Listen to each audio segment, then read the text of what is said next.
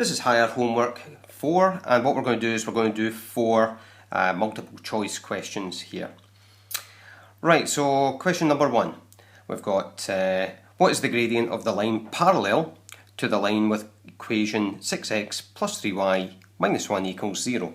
Now a line that's going to be parallel will have the same gradient as that line, so the first thing I'm going to do is find out the gradient of this line here. I'm going to rearrange it to finish with y equals mx plus c, where m is going to be the gradient. So let's go ahead and do that. So I'll take the 6x and the minus 1 over to the right hand side. So what I'll have is 3y is equal to minus 6x. That's going to be plus 1 when I move them over. I'm then going to divide by 3 to get the y on its own. So that's minus 6 over 3x plus 1 over 3. I'll just sort this little bit out here. So that's going to be minus 2x plus a third. And when we put this into y equals mx plus c, that there is my gradient. So my gradient here is equal to minus 2. Just look at the answers here and I can see that the answer for this one here is going to be answer B. The important thing about this question, don't just leave it as 3y equals. It must be in the form of y equals mx plus c, and that means y equals. And that's how you get your gradient from that question there. Question 2, let's move on to that one. Right, question 2, what is the equation of the line through the points 2, minus 4 and 3, 2? So for this one here, if I'm going to find the equation of the line, I need to find the gradient and a point on the line. So I've got 2 points here that I'll use. I'll use one of these ones. I'll probably use that one because there's no negative numbers in it. What I'll do first of all is find the gradient. So remember to work out the gradient. The gradient is going to be equal to y2 minus y1 all over x2 minus x1. What I'll do is I'll start this with my point 2, that there my point 1. So I've got 2 minus 4, and that's going to be 3 minus 2. From there, I'll just sort this bit out on the top. So 2 minus 4 will be 2 plus 4, give me 6 on the top. 3 minus 2 is going to give me 1. So that there is going to be a gradient of 6.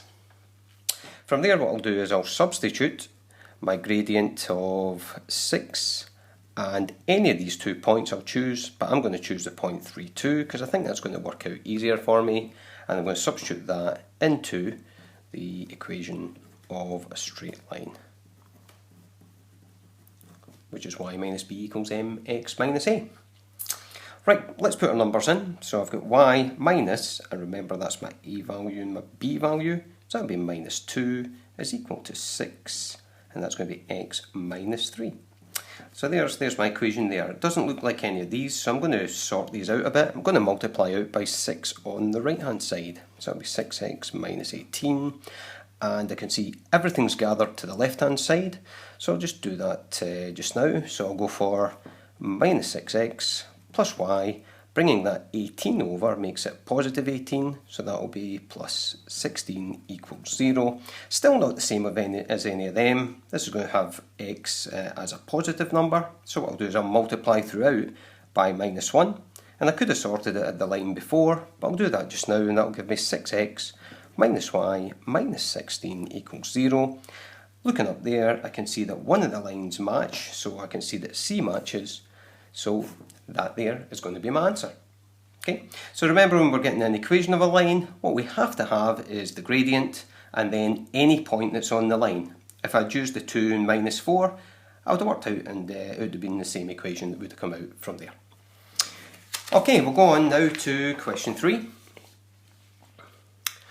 Question 3, what is the gradient of a line perpendicular to the line with equation 4x minus y equals 7. So perpendicular being at right angles, so I know that if I've got a gradient and I need to find the perpendicular gradient, I can flip that gradient over and change the sign, or use the m1 times m2 equals minus 1. Okay, let's go ahead and we'll work this one through here just now.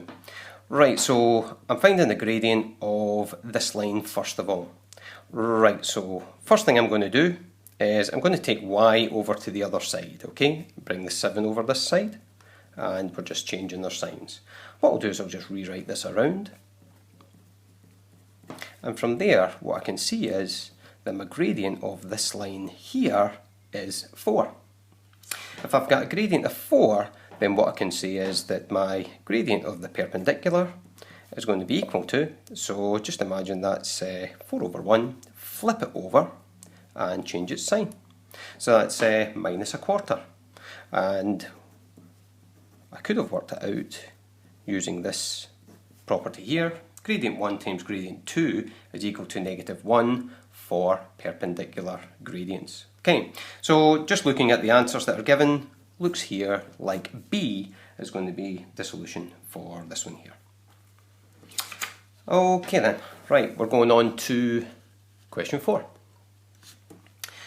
Right here I've got two statements about these 2 points, A and B. So the first one that says the midpoint of AB is 2 minus 4. So I'm going to have to work out the midpoint first of all, and then what I'll do is I'll work out the length between the points A and B as well. And if I get both of these being true, then I make my decision here, after that. Right then, let's go for the midpoint, okay? So the midpoint of AB, and the way that we're going to work out the midpoint is take the average or the mean of both of the points, the x values. So let's go for the x values. So it's going to be 4 plus 0 all over 2, and what I have is minus 3, just say plus minus 5 all over 2. So I've got 4 over 2, which gives me 2, and I've got minus 8 over 2, which will give me minus 4, so I've got 2 minus 4. So I know that this one here is true. So 2 minus 4 is the midpoint of AB. So let's find the length of AB, and we'll use the distance formula. Okay, so AB is going to be equal to, and it's just going to be a kind of Pythagoras piece of work. So what we've got here is we've got x1, take away x2, and we'll square that. What we'll do is we'll add to that y1, and we'll take away y2 and square that. Okay, so one of the x values, take away the other, and keep them in order and go from there. Right then, okay. So what we'll start with is let's go for the 4, take away the 0, squared, plus, and we'll go for the minus 3, take away, and that's minus 5, and that's squared as well. What we've got here is I've got 4 squared, and what I have here is we've got minus 3 plus 5 will give me positive 2, so that will be 2 squared. It's the square root of 16 plus 4, which is the square root of 20. That's not the same as this here, so I'll simplify this third down. To simplify this third, I'm looking for a square number. So one of the square numbers that multiply to get 20 will be 4, and it's 4 times 5. 4 times 5 is 20, and just put them into separate roots. Square root of 4 is 2, and I can't simplify the root 5 down any further, but then again what I can see here is that the length of AB is 2 root 5, so I've got both of these things that are true, and looking down at the statements I can see that both statements are true would be D. And that's questions 1, 2, 3 and 4 of Higher Homework 4 complete.